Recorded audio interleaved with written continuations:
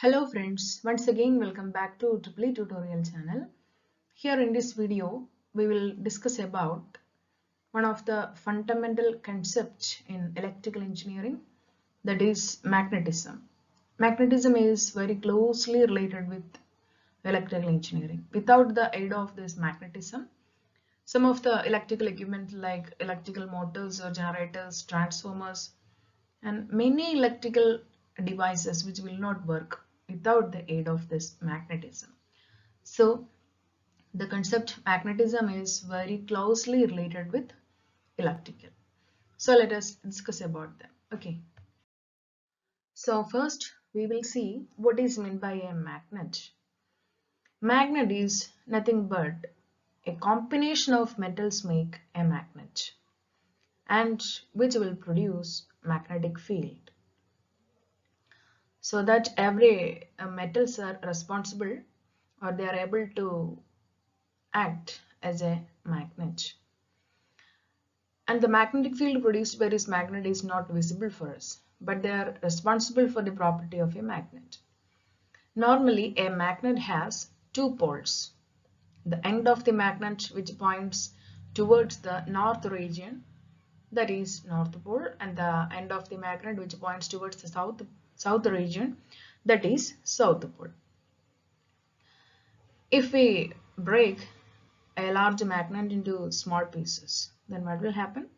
Each piece will become an independent magnet. That means if a large magnet is broken into many pieces, then each piece will consist a north pole and a south pole. So we cannot separate the poles individually. Okay.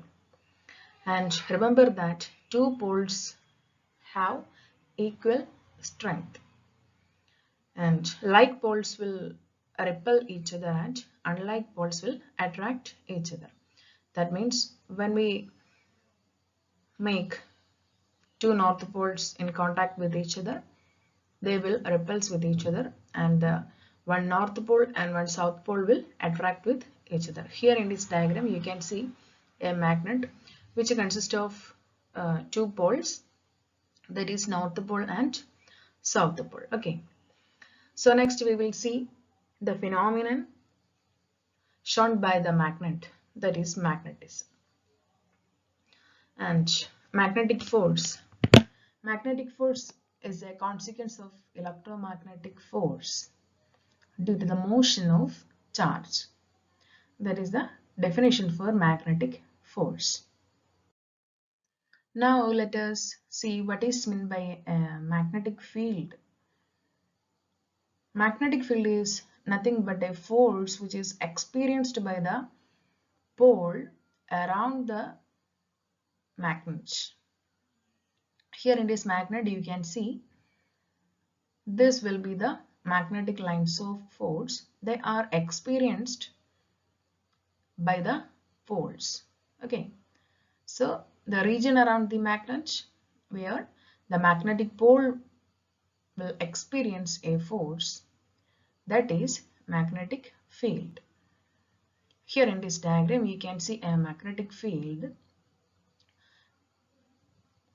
Okay, the arrow shown here.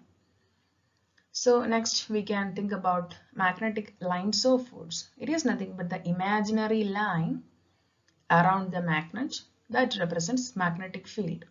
Here in this diagram you can see normally magnetic lines of force are moving from this north pole to south pole. Here you can see that arrow indicates the movements of the lines of force.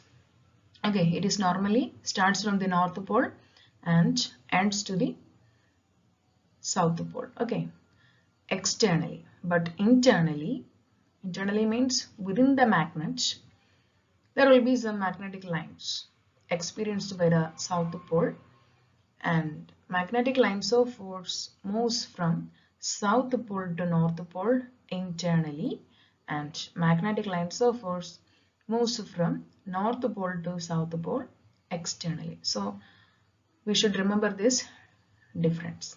Okay. Next we will see magnetic flux.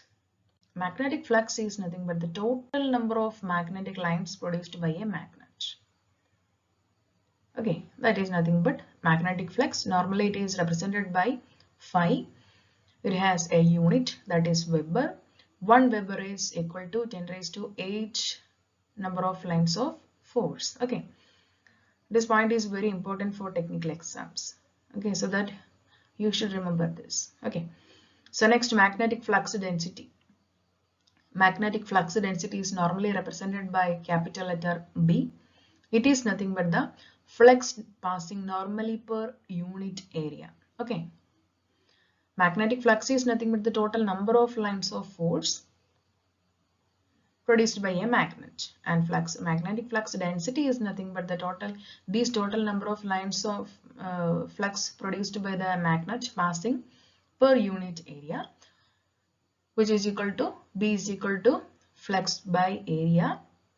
And for find out the unit of flux density, we know that the unit of flux is nothing but Weber, and for the area its unit is meter square, so that flux density its unit is Weber per meter square, or its unit is Tesla. It is a standard unit for magnetic flux density. Okay, these concepts are very important for technical exams. So now let us think about the flux density in detail. Here in this picture you can see here a coil is placed here, and this arrow indicate the movements of magnetic lines of force from left to right region. Here you can see three figures.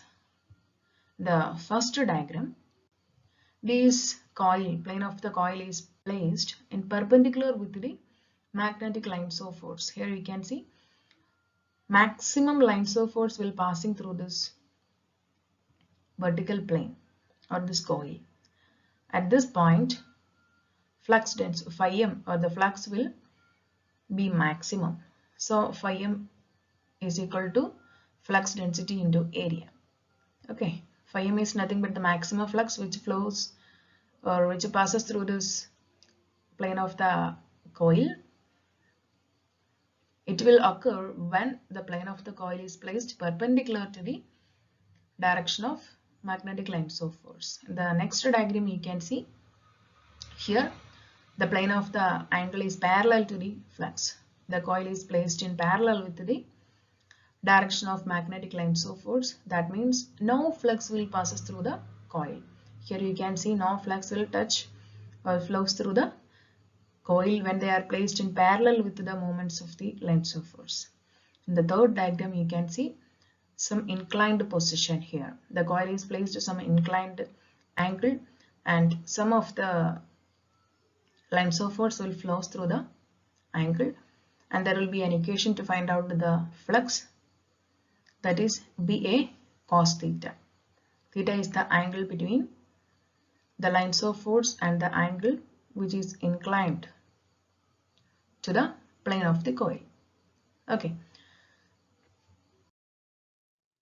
So these are the basic concepts or the fundamental concepts about magnetism. We know that magnetism is a wide topic. So in the next class, we will discuss about the rest portions. Okay, thank you.